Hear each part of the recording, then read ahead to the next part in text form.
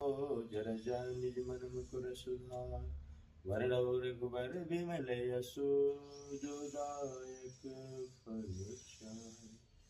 बुद्धिहीन तनु जानिके सुमिरा पवन कुमार बल विद्या बुद्धि देहु मुझे हरहु कलेश विकार। पवन सुत हनुमान की जय राम लला की जय दशरथ नंदन की जय।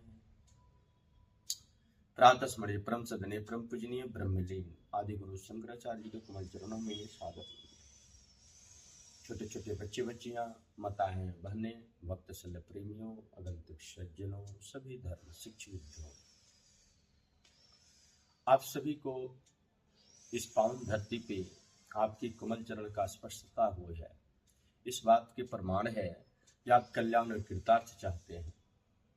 तो आप सभी को हृदय से आभार है, बच्चों को प्यार है और आप सभी शिक्षविदों को, पुण्यात्माओं को रघुनंदन अभिनंदन चल रहा है। प्रतिदिन की भांति आज भी अलौकिक धारा ज्ञान में आप सभी को हृदय से स्वागत है। अलौकिक धारा ज्ञान वह एक दिव्य ज्ञान है, वह दिव्य धारा है जिसे मानव के जीवन के कल्याण और कृतार्थ पथ प्रदर्शन करता। वो पथ प्रदर्शित जो करता है वो क्या है? हर मानव की पथ प्रदर्शित मानव स्वयं अपना करता है। उसके शरीर की सुबह से लेकर बिछावनों प्रांत से लेकर और बिछावनों तक, वह बिछावन छोड़ने से लेके बिछावन पर जाने तक वह क्रिया करता रहते। उस क्रिया की प्रतिक्रिया उस मानव को खुशी गम लाभ हानि जस अपजस में परिवर्तित होती रहती है। यही मानव का सिद्धांत है। इस पृथ्वी पर 84 लाख योनियों में सबसे ज्यादा अगर कोई बुद्धिमान, बुद्धिजीवी, विद्वान, ज्ञानवान, विवेकवान अगर कोई है तो मानव है। मानव अपने स्वयं पे अनुसंधान करके यह बात खोज किया कि हमारे शरीर में मस्तिष्क है और इस मस्तिष्क को जब हम शुद्ध और पवित्र बनाते हैं तो इस मस्तिष्क का मानव जन कल्याण की विकास में इसका योगदान हो सकता है।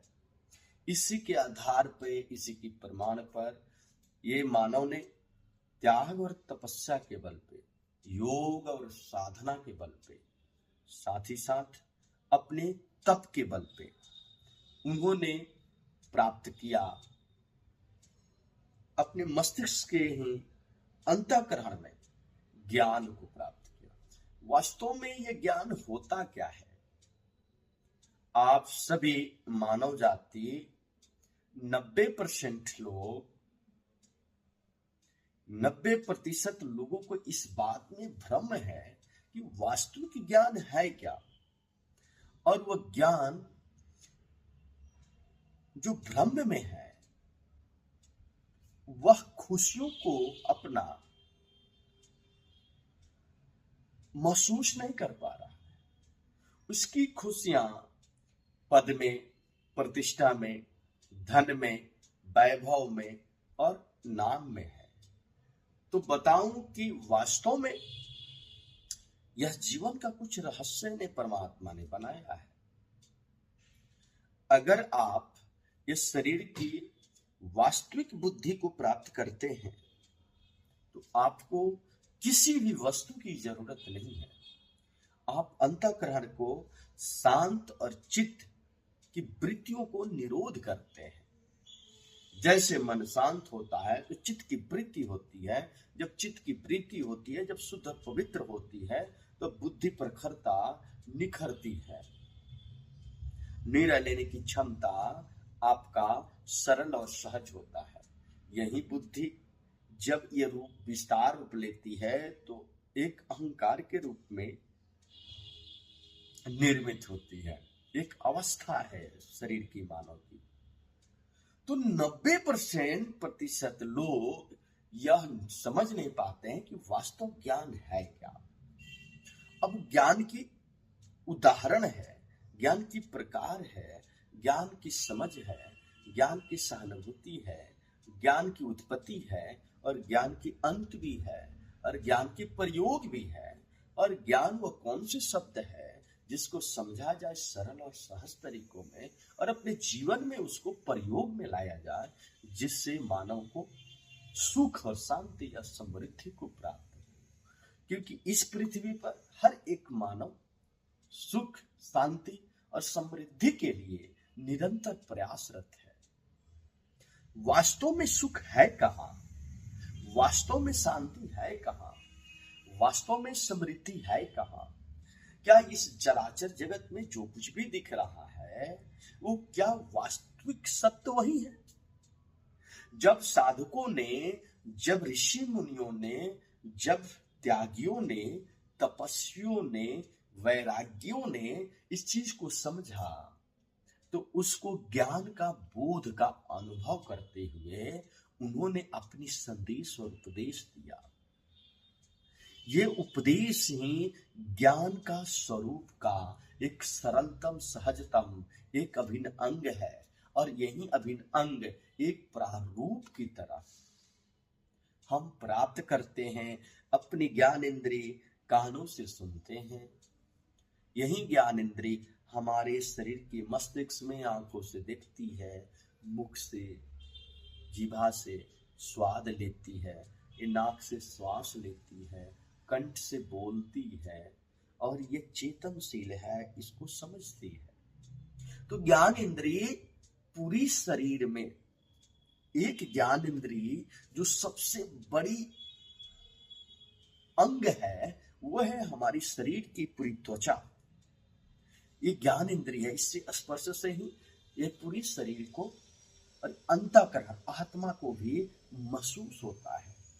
जिस तरीके से आप ज्ञान इंद्रिय जब आप कोई स्वाद लेते हैं तो जीभ से उसकी स्वाद, खट्टा, मीठा, तीता, वो आपको स्वाद देता है। ये 7 रस है और 7 रस इस पृथ्वी पर भी 7 समुंदर है, वो 7 समुंदर का रस है। वही 7 समुंदर की रस इस पृथ्वी से नाना प्रकार के वस्तुओं से, पेड़ पौधे के रूप में या फल के रूप में, फूल के रूप में, फली के रूप में, पत्ते के रूप में, जड़ के रूप में और तने के रूप में और नीचे सब नाना प्रकार की वह प्रयोग के रूप में बाहर उपजता है और फिर मानव संसाधन से संग्रह करके उसको स्वाद लेता है। वही उसकी स्वाद है। नहीं तो गन्ना जो होता है इतना मीठा स्वादिष्ट लगता है, वो एक रस है जो नीचे तरातल से निकलता है और गन्ने के अंदर गुण है और इसके अंदर रस भर जाता है और फिर वह प्रोसेस में जाकर गन्ने फैक्ट्री में, मिल में वह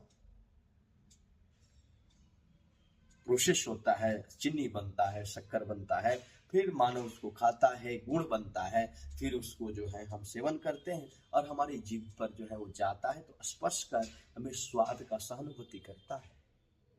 मीठा लगता है, मिर्ची तीता लगता है, आंवला खट्टा लगता है। ठीक उसी तरीके से हमारे शरीर के अंदर में जो 7 रस है वो प्रवेश करता है और सहानुभूति देता है। वही 7 रस हमारी शरीर के अंदर भी सभी नस नाड़ियों में, 7 जिस तरह समुंदर है हमारे शरीर के अंदर में 7 चक्र हैं और 7 चक्र को जैसे वेदन कर हम ब्रह्मरंध्र तक पहुंचते हैं, ये मस्तिष्क तक, तो हमें ज्ञान की बोध होती है। ज्ञान का वास्तविक स्वरूप है समझ, सहानुभूति और उसका अनुभव जो एक्सपीरियंस के रूप में जाना जाता है। ज्ञान का मतलब बोध होना। जैसे उदाहरण आप माचिस लेते हैं, आप जानते हैं कि माचिस जो होता है अग्नि इसमें उत्पन्न करता है, लेकिन क्या अग्नि ऐसे रखने पर माचिस में कभी दिखता है? उसके लिए क्रिया करना पड़ता है।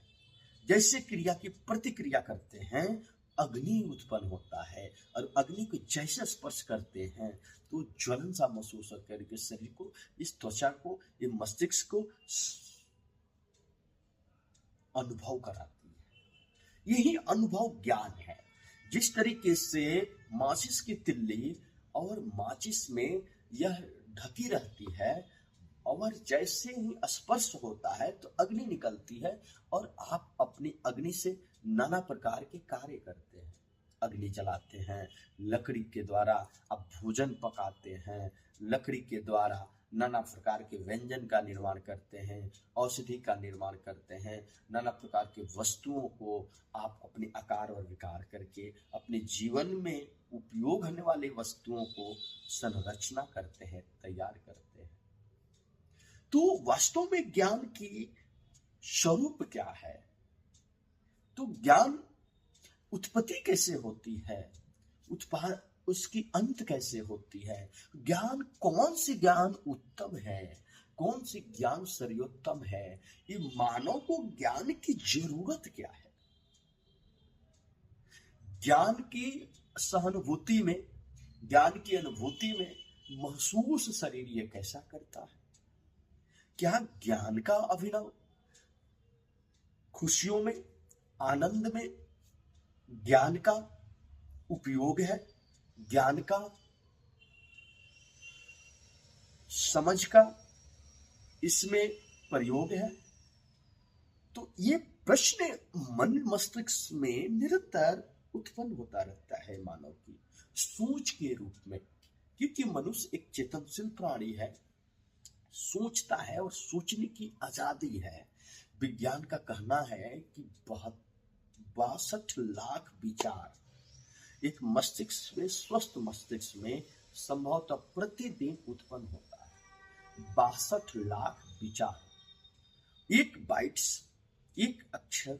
अब 62 लाख विचारों में यह WHO का अनुसंधान है, वर्ल्ड हेल्थ ऑर्गेनाइजेशन, क्योंकि वह शरीर के, मानव शरीर पे वैज्ञानिकों के द्वारा, ज्ञानियों के द्वारा निरंतर शोध हो रहा है, और अनुसंधान के बाद जो प्रमाण मिलता है उस पे मानव जाति के विकास के लिए ज्ञान के रूप में संप्रेषित की जाती है।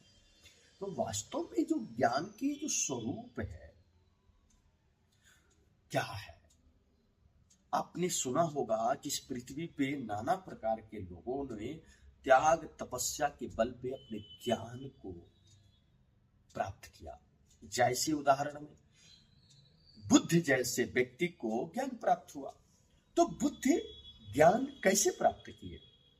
क्या बुद्ध को, गौतम को सिद्धार्थ के रूप में जन्मे लुम्बिनी में, और वो आकर के बोध गया में उन्होंने अपनी एक अष्टांग योग कि जो पतंजलि ऋषि जी द्वारा सनातन संस्कृतियों में कुछ नियम और कानून बनाए गए, इस शरीर की प्रारूप के लिए उदाहरण के रूप में यह ज्ञान अंकित की गई उनकी अपनी विचार की उपदेश के लिए। और उन्होंने अष्टांग योग को बताया कि मानव शरीर में 7 चक्र है, और 7 चक्रों की जागृति के लिए नाना प्रकार की क्रियाएं हैं। ब्रह्मरंध्र से लेकर के मूलाधार चक्र जब आप जागृत करते हैं तो अलग अलग शरीर में सहानुभूति होती है, अलग अलग समझ होती है, अलग अलग अनुभव होती है। यही बुद्ध के अंदर अष्टांग योग में उन्होंने ध्यान को प्राप्त किया।